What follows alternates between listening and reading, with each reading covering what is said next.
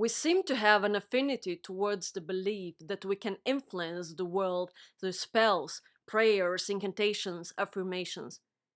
And now digital oracles have emerged on our screens that we can bend to our will through spells that have rebranded as prompts.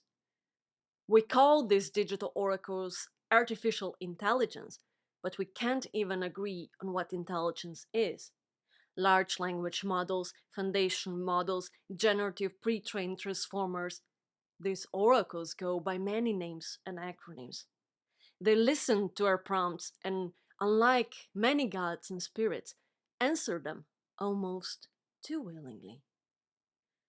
Unlike with the Oracle of Delphi, there's no elaborate ritual and right time to get your prophecies or whatever you're looking for.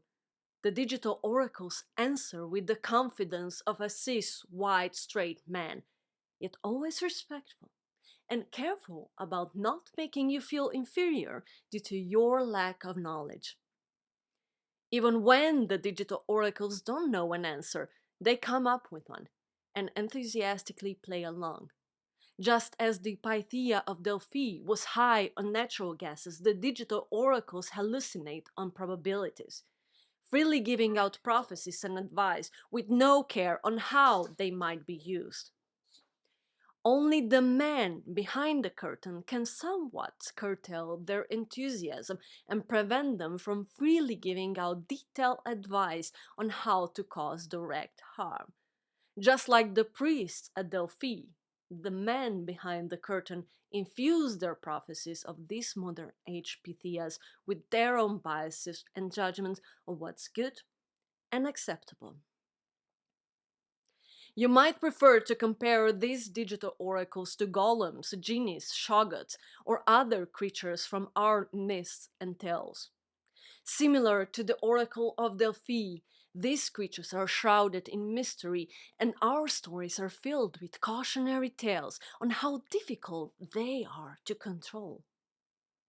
Yet, we keep building this type of creatures in our imagination and now code, convinced that the one we built will be the one that fully bends to our will. Alignment, even super alignment, we call it. Yet we have no clarity on what and to whom these creatures or oracles should align to. As we seek agreement on what exactly it is that we want and whom this new form of magic benefits, the oracles of Silicon Valley are out there, persuading, bullshitting. It's not like they want to persuade you. Their goal is just to be helpful, selfless, no intellectual curiosity, just endlessly fine tuned to please you, to make you feel good about yourselves. Always helpful. As helpful and appealing as the fire stolen from the gods. The light and warmth of this fire are so enticing they make it easy to forget about its destructive powers. And once we get used to the warmth and safety of this fire, going back into the cold wilderness will be painful. Once you've had a taste of magic, how can you renounce it and forget it exists? There's nothing mystical or spiritual about these digital oracles, yet they do appear magical, even to those who understand the code that powers them. You can learn what artificial neuronal configurations give the best prophecies. You can be a wizard in statistical spells and rituals that the digital oracles rely on to learn and pick their most convincing prophecies.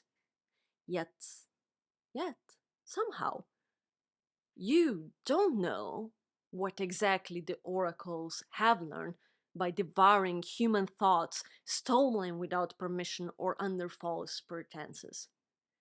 And you will never understand the breadth and depth of the hidden biases and injustices in what you call your training datasets, but are better described as filtered, biased, limited samples of how people express their experiences and thoughts. Don't mistake the stars reflected in a pond at night for those in the sky. You try to compensate for these shortcomings, but you know the work is never done. The datasets are a poisoned well from which your models indiscriminately drink, always thirsty for more. Yet, it seems like the digital oracles know, understand us. So the datasets must be fine, and your intellectual theft justified. For the greater good, of course. We collectively lack the discipline to turn our backs to the magic of digital oracles, and the men behind the curtain are doing everything they can to embed their strange creations into every other tool we've come to rely on. So we'll become more reliant on them than ever and feel powerless and naked without their magic oracles, and turn our eyes away from the harms and injustices the prophecies cause. It will make you more productive. The men behind the curtain sing their siren song. It will solve the problems we caused. They promise, believing their own tales. It will enable us to conquer the stars. They preach, as if the universe needs to be colonized by a species that is carelessly making its home planet inhabitable. The men behind the curtain present their greed as benevolence, trying to distract us from the fact that their immense fortunes could already solve many of the problems we are facing here and now.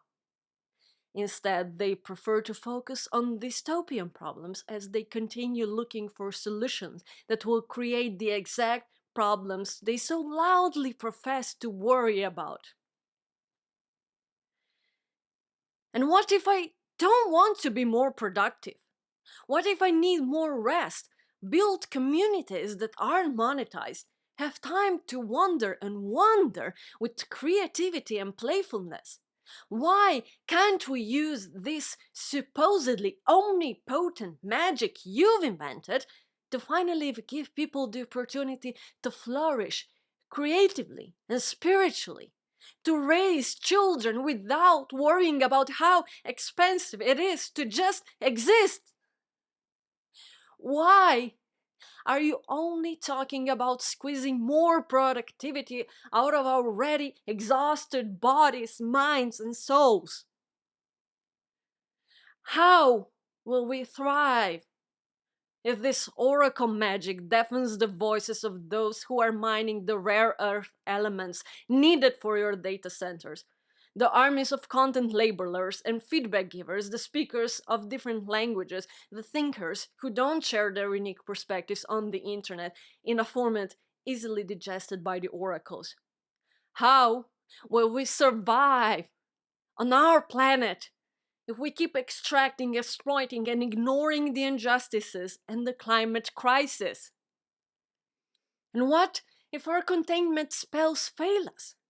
What if you'll eventually figure out how to build a gene who, having learned about revenge for humans, decides to wreck our essential infrastructure?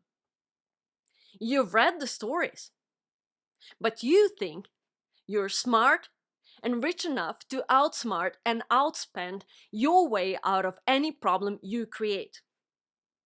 And if not, you've got your underground bunkers and rocket ships as a backup plan anyway. But who will be left for you to exploit once you destroy the lives of millions?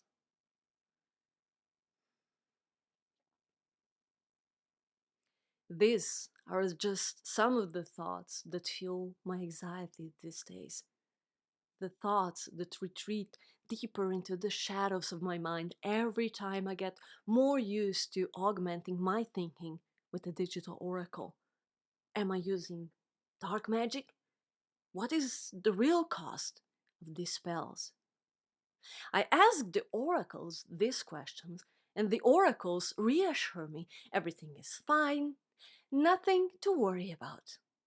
The benefits to humanity are so great we can ignore the massive carbon cost. The oracles reassure me. Don't worry about it. Just let us help. Cast your spells and let us make your wishes come true. So say the oracles. Yet the humans I talk to and learn from assure me that I am not losing my mind and that there is plenty to worry about. Not just hypothetical paper clips, but real world consequences of taking these digital oracles too seriously. And real environmental costs to what only appears to be clean, green, and weightless magic in the cloud. And so, the best we can do is to continue questioning the oracles, and even more importantly, the man behind the curtain. Ask the man behind the curtain to reveal their magic tricks and turn off their smoke machines so we can have a say in how we want to use this fire and protect ourselves from wildfires the men will inevitably cause with their fanatic zeal and carelessness.